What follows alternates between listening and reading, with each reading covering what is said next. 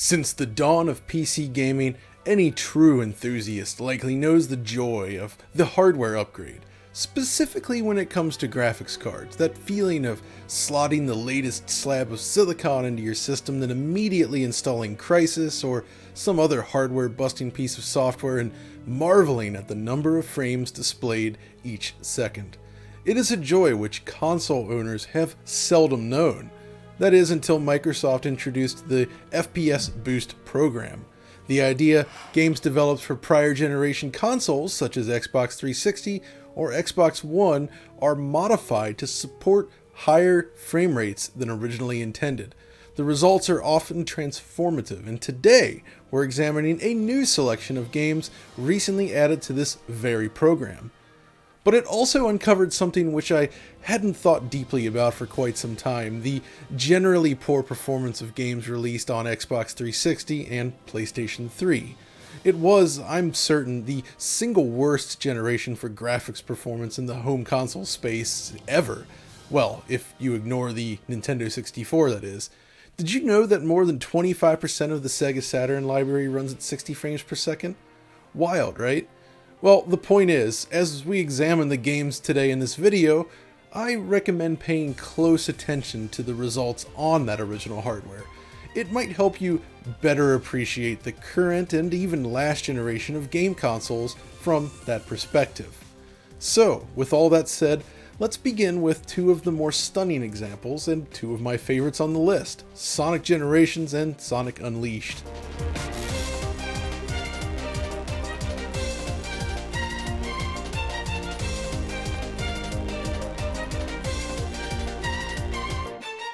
I love Sonic Generations.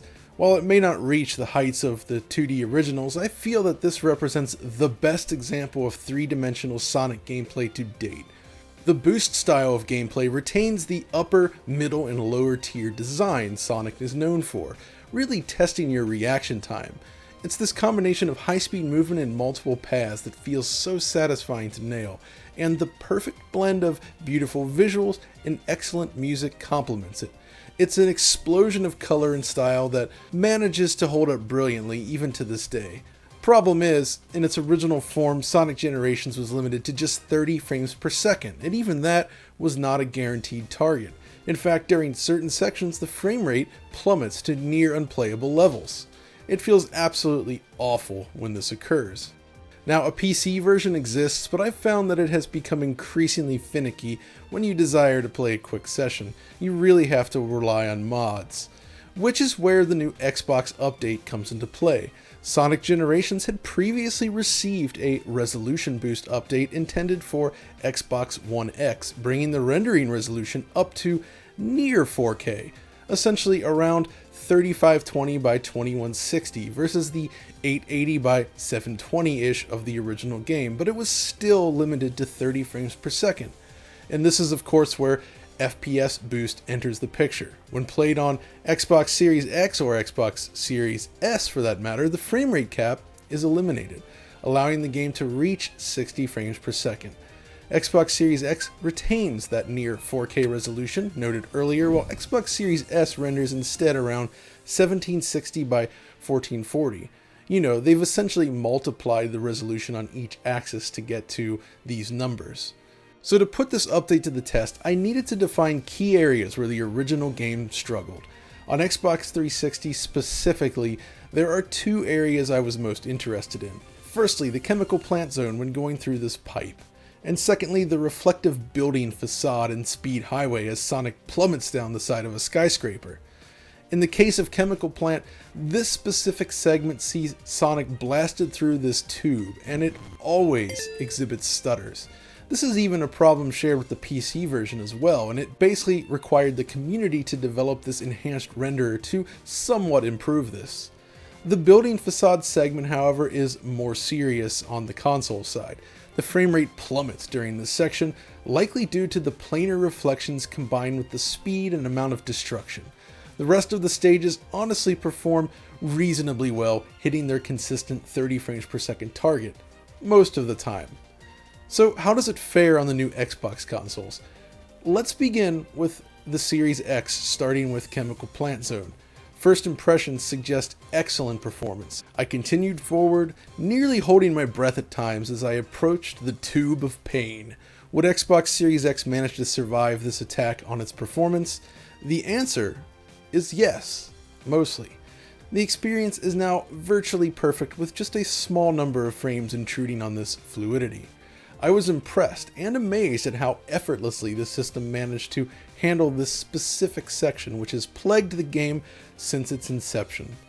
Next, let's examine Speed Highway. This stage takes place across a large metropolis. It was first featured in the original Sonic Adventure back on the Sega Dreamcast, and this new iteration created for Sonic Generations is a fantastic homage. So how about that reflective building then? Well, impressively, Xbox Series X never misses a beat. It delivers a flawless 60 frames per second throughout. You can imagine my delight when this stage was perfect. And in fact, it's not the only one. I ran through virtually every stage in the game and found it difficult to trigger any sort of performance hiccup at all. It's that smooth.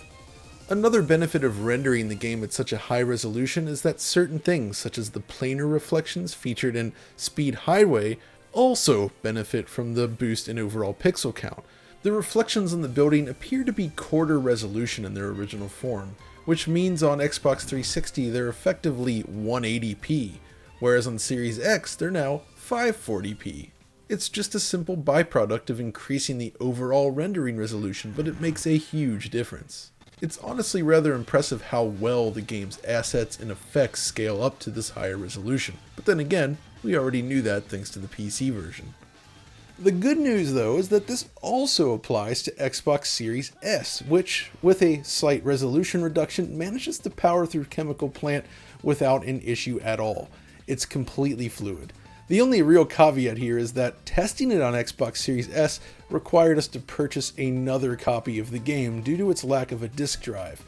This is an important point because some games do not seem to be available digitally in certain markets, like Ridge Racer 6 was added to backwards compatibility, which is an excellent choice by the way. But in certain markets the game is not available digitally, requiring you to essentially purchase a disc or mess around with your region settings. So that's something to keep in mind when checking out these games on a Series S. Now, another benefit of replaying the game on the new machines is loading times. They're dramatically faster now, which makes replaying stages all that much more seamless. The last big change, though, is actually one tied to input latency. In its original form, the games felt somewhat laggy, heavy if you will. Moving Sonic around felt okay, but it never felt as responsive as you feel that it should for a game moving this fast. Whether it's the simple upgrade to 60 FPS or something else entirely, the game now feels dramatically more responsive. This makes both the 3D Sonic stages and the classic Sonic stages play that much better.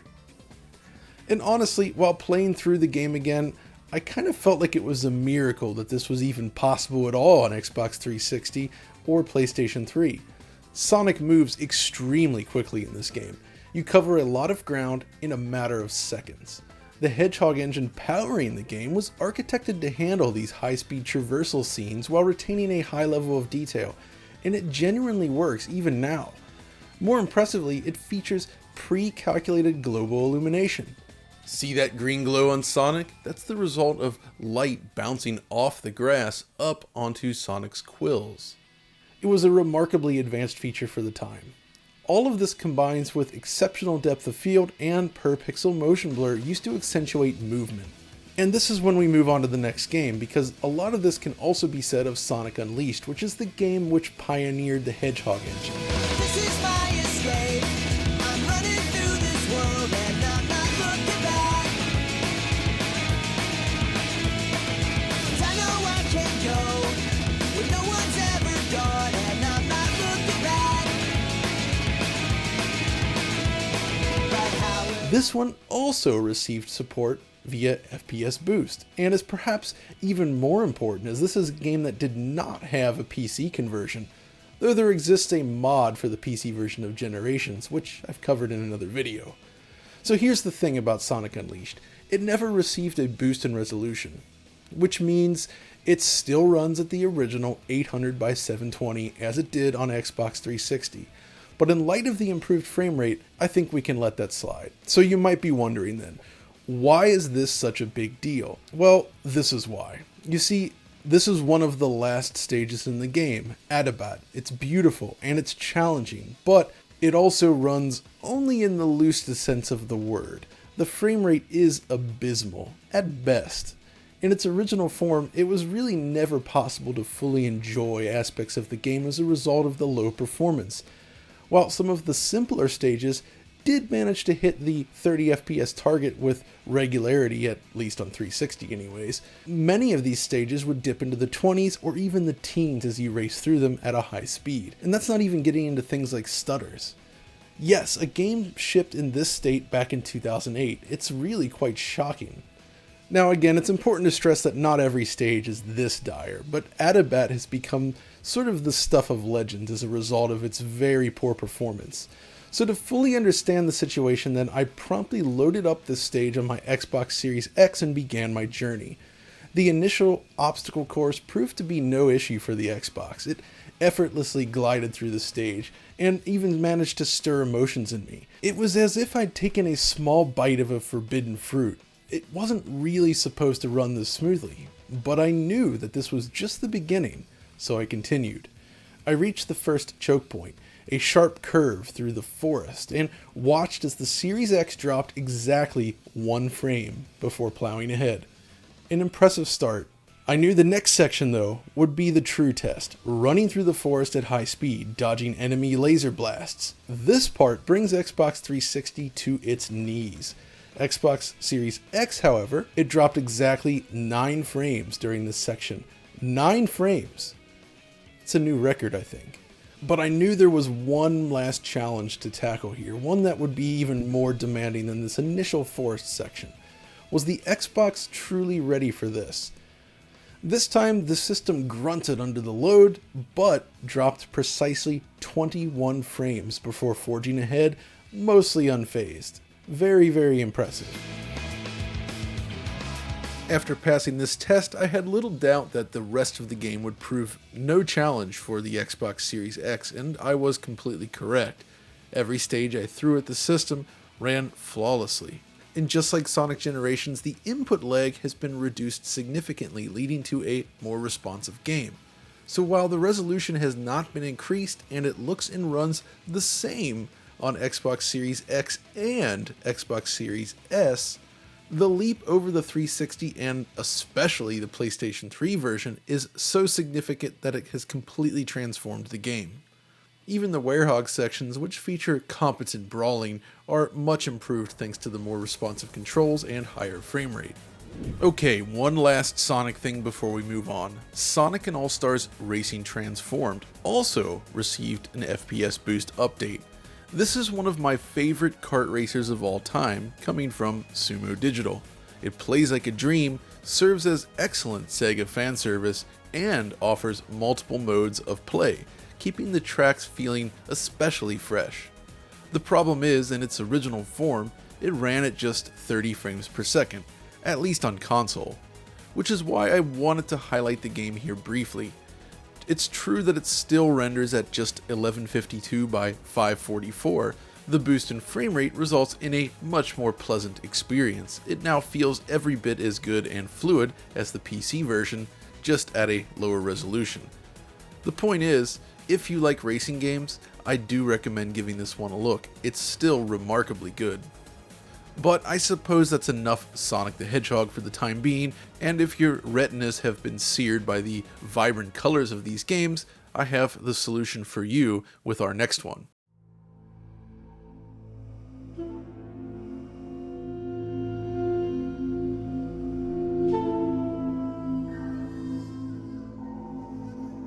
Released during October 2008, Fallout 3 is the catalyst which I believe would ultimately lead to Microsoft's acquisition of Bethesda more than a decade later. By the time Fallout 3 arrived, Bethesda Softworks had been making this specific style of open-world role-playing game for more than a decade, going back to The Elder Scrolls Arena for MS-DOS. Fallout 3 is also the rebirth of the Fallout series in general, a shift from the isometric PC role-playing experience found in those original titles to the first-person style of play common in Bethesda Softworks games. The point is that Fallout 3 was so successful that it would alter the video game industry forever.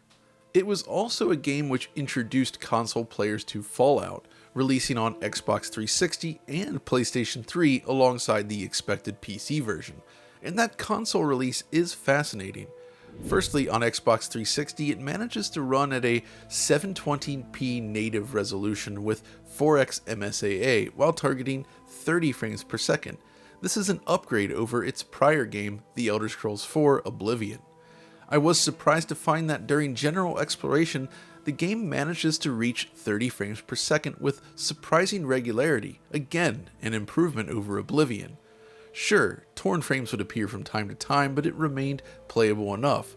That is, until you venture inside. Choke points quickly begin to appear, and in areas such as this, the frame rate plummets below 20 frames per second with serious screen tearing, rendering the game nearly unplayable at times. With this in mind then, we arrive at the FPS boosted version of Fallout 3. So, firstly, this game had already received a boost in resolution for Xbox One X. When played on Xbox Series X though, you still get that same native 4K resolution with 4x MSAA, delivering pristine image quality in the process. Series S predictably targets 1440p instead, also with 4x MSAA. The question is, can these machines reach and maintain 60 frames per second without sacrificing resolution? It's impossible to fully test every possible variation in a game this large, at least in the context of a video like this, but we did spend time exploring both the wasteland itself and troublesome interiors to roughly determine where the machines fall in terms of performance. The good news is, as you've no doubt already noticed from the frame rate graph, is that the 60 frames per second target has been met without sacrificing image quality. It's an exceptionally clean and smooth presentation on the Series X. But what about that area which drops to 14 frames per second on the Xbox 360? Well, interestingly, that does actually manage to dip a few frames on the Xbox Series X, but by and large it's not too bad and a minor hiccup in the grand scheme of things. So we know it is possible to drop the frame rate slightly, but I think it's fair to say that most of your experience should be locked at 60 frames per second, which is pretty impressive. The same is true of Xbox Series S as well, which delivers the forbidden fruit of this generation, that is, a stable 60 frames per second. Curiously, the Series S actually dips further in that specific indoor area we've shown on 360, which suggests that other similar scenes will probably also exhibit dips such as this, but by and large, I don't think it's a big problem. The primary takeaway here is that the Series consoles now deliver an experience on par with the PC version of Fallout 3. It's an example that ties into my opening statements in the video. It successfully replicates that feeling of upgrading your PC. Sure, it lacks the mod support and other advanced features you can get there, but as a console release, this is now the best way to play Fallout 3. Next on our list is the seminal Mirror's Edge from DICE. This is a game which stems from a very different time in EA history. The late 2000s represents an era of experimentation where teams within the company were given the opportunity to build and architect new and interesting concepts. Mirror's Edge is one such game. It is effectively a first-person platform game built around the concept of free-running. While it has some combat sequences, regrettably, the game is primarily focused on fluid movement. Mirror's Edge is not afraid to challenge the player with complex controls. It's a very technical game, which is precisely why it remains so interesting today. As you become more skilled in your play, you'll find yourself effortlessly moving through the world on your way to the objective. It also makes excellent use of Unreal Engine 3, delivering a game that looks quite unlike any other title using the engine that generation. Mirror's Edge was released a month or so after Sonic Unleashed even, and its developers were also focused on recreating global illumination via pre-calculated data. The bright surfaces filling the city contribute to the overall scene lighting in a very realistic fashion.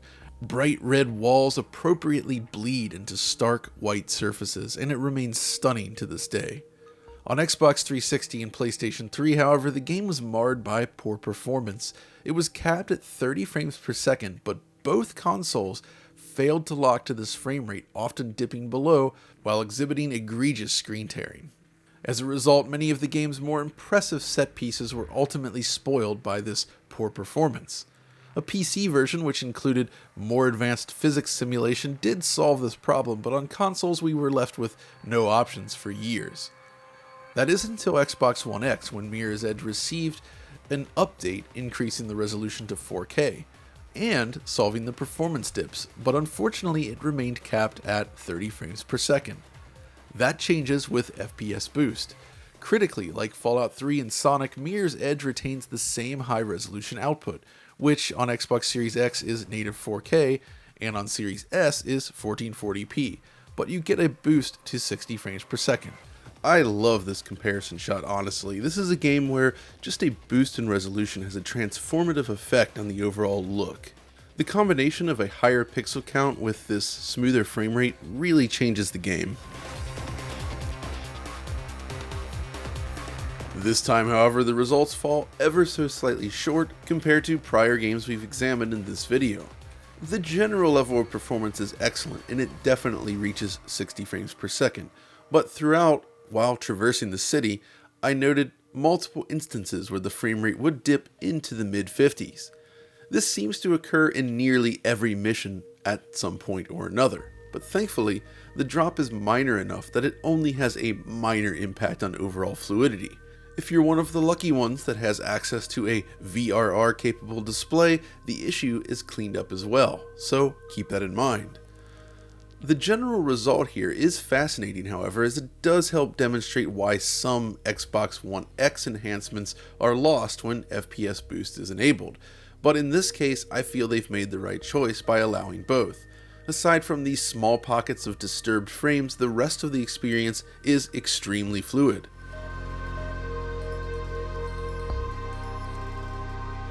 The result on Xbox Series S then is nearly identical to Series X, with the frame rate dipping in exactly the same locations, which in turn were also areas where Xbox 360 and PS3 would drop below 30 frames per second. It certainly gives us additional insight into the performance characteristics of this game specifically.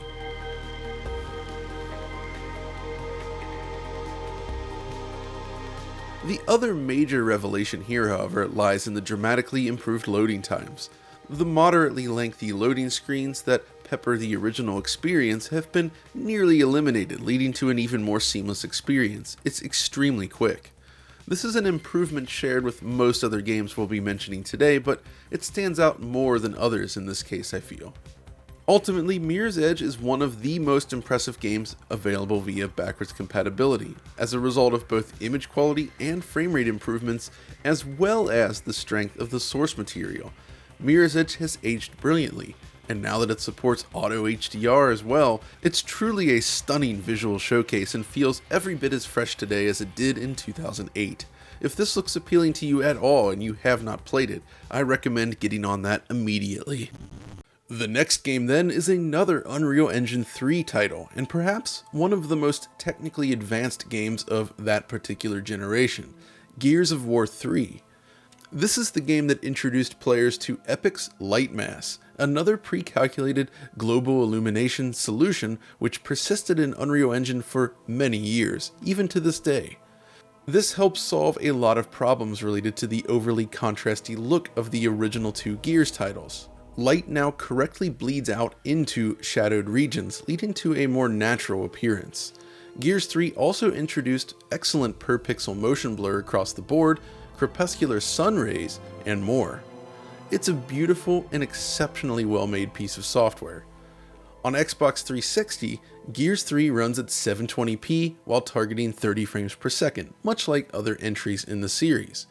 It also generally runs better than the prior two games. Playing through it, you get the sense that Epic has truly evolved with this release, finding a perfect balance between visuals and performance. It is not flawless, however. Certain scenes, especially of the cut variety, do still exhibit noticeable loss in performance, but by and large the frame rate is acceptable where it counts. I would argue that Gears 3 runs better than most Unreal Engine 3 titles released during this specific generation. Later on, Gears 3 received support for Xbox One X, with a full upgrade to native 4K resolution, albeit at 30 frames per second. What makes this case so interesting when looking at Series X and Series S then lies in this pixel count. When FPS Boost is enabled, the resolution on Series X is reduced from native 4K to 1440p. A fair trade-off, but what makes this surprising is the fact that the Xbox Series S also renders at 1440p. That the two machines offer identical image quality and performance targets is certainly unexpected, so I wondered, how does it actually fare? Well, in this case, I'd like to begin with Xbox Series S, simply because the potential for frame rate drops seemed higher, and I was correct. There are moments where the frame rate does dip below the magical 60 frames per second, but these moments are somewhat fleeting and often limited to cutscenes. It is more stable overall than, say, Mirror's Edge, and I found it difficult to locate areas where the performance did not maintain its target. Which is why it was of no surprise when I discovered that the Xbox Series X powers through the game without issue. I captured roughly 45 minutes of gameplay, and outside of the occasional checkpoint stutter, I was unable to locate any drops in performance.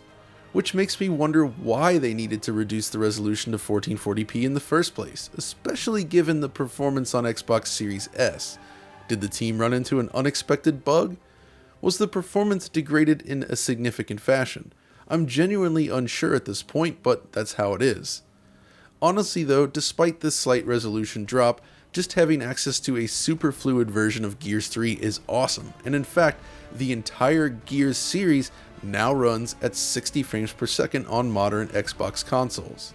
It is worth noting that unlike prior games we've discussed today, loading times see less of a boost. They're not especially long per se, but they do tend to persist more than I expected, which is curious in this specific case. Okay, but let's talk about one final game on this list.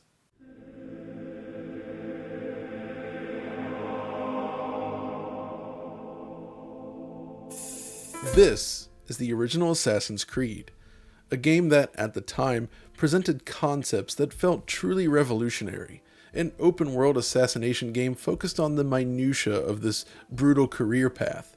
While this original concept falls short in many ways, Assassin's Creed could have become what Hitman is today, but on a grander scale had the chips fallen just right. But alas, the series never managed to quite build on what was started in this original. The technology, however, was truly special for its day, with a highly dynamic animation blending system that enabled a level of fluidity and traversal that was simply unheard of during this era.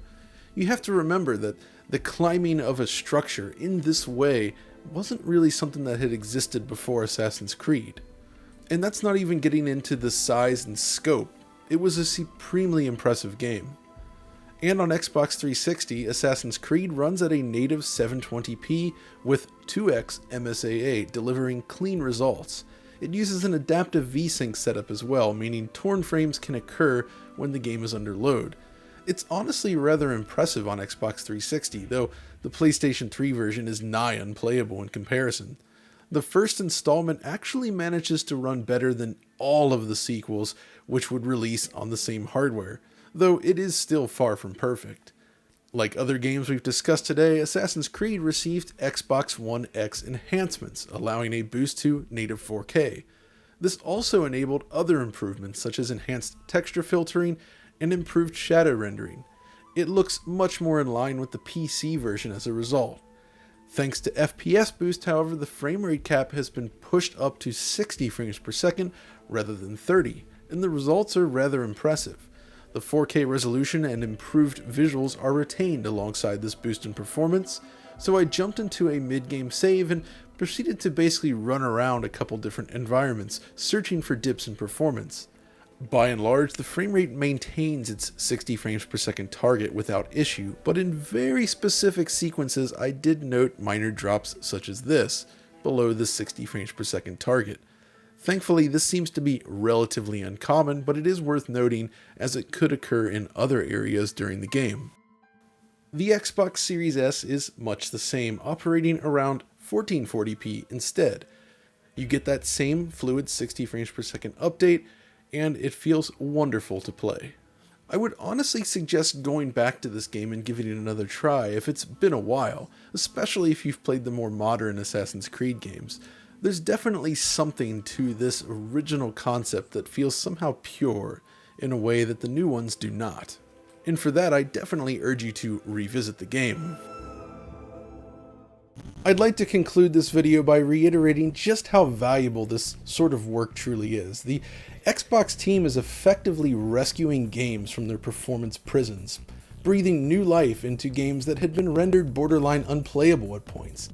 We can only hope that the Xbox team reconsiders its stance on ending the support for the FPS Boost program, because, quite frankly, this is one of the greatest features of the system. It's excellent.